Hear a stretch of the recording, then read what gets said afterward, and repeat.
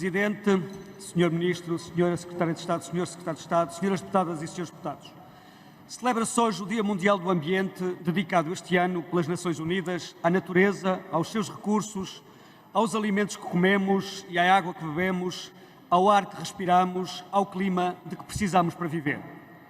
Se o alarme soa já há algum tempo, os últimos meses mostraram de um modo cruel a responsabilidade que nos cabe na gestão dos recursos indispensáveis à sobrevivência da humanidade.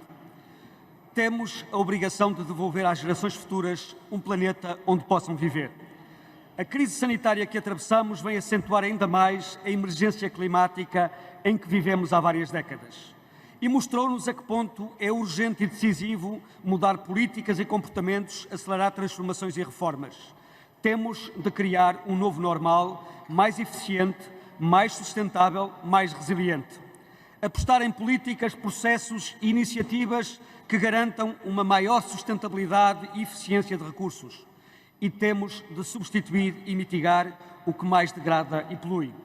Esta é a nossa convicção, a convicção do PSD. A mesma convicção que nos levou há mais de 30 anos, em 1987, a aprovar a primeira Lei de Bases do Ambiente em Portugal. Desde então, o ambiente e o clima têm sido uma prioridade constante na nossa ação política, como são exemplo o Compromisso para o Crescimento Verde, que reuniu a academia, a sociedade civil, as empresas e a administração pública em torno desse mesmo objetivo. As missões para a internacionalização da economia verde, a reforma da fiscalidade verde, a reforma da mobilidade elétrica, a reforma do ordenamento do território, a reestruturação do setor dos resíduos, entre tantas outras. A segurança e a justiça climáticas têm de ser uma prioridade coletiva, nacional e europeia. Este é o momento de mostrarmos que, de facto, uma economia resiliente e sustentável é o caminho para a recuperação dos efeitos que esta pandemia criou em Portugal. Acreditamos que a justiça climática tem de caminhar a par da justiça económica, da justiça territorial e da justiça social. Temas como a qualidade do ar, dos solos e das massas de água, a descarbonização da economia, a eficiência hídrica, energética e de recursos, a produção sustentável, a economia circular, a mobilidade sustentável e as cidades inteligentes, ou a redução da produção e valorização dos ruídos, têm de ser muito mais do que planos de intenções e anúncios para alimentar a espuma mediática dos dias.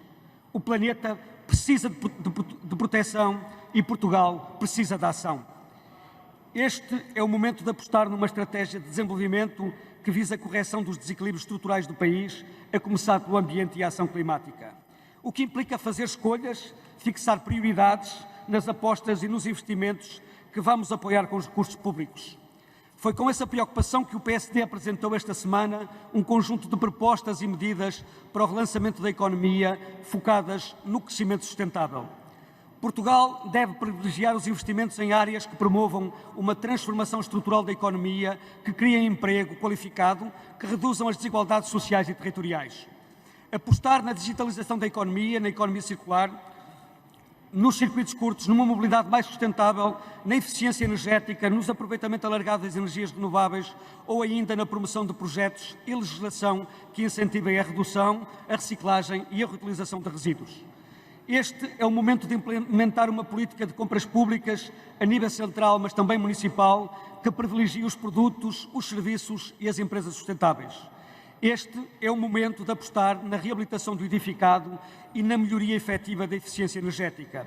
É o momento de aumentar a produção de energias renováveis, sobretudo solar, o que permitirá reduzir o nível de dependência externa de energia, sobretudo fóssil, e permitirá também estimular a economia com o desenvolvimento de tecnologias de construção, de instalação e manutenção de infraestruturas e a criação de emprego qualificado.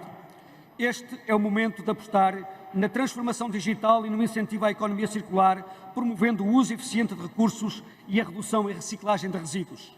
Este é o momento de promover uma fiscalidade verde que, por um lado, contribua para o financiamento dos investimentos necessários para a defesa e conservação do ambiente e, por outro, que motive e estimule o mercado para operações mais eficientes, penalizando as práticas menos eficientes e valorizando aqueles que investem para contribuir num futuro mais sustentável.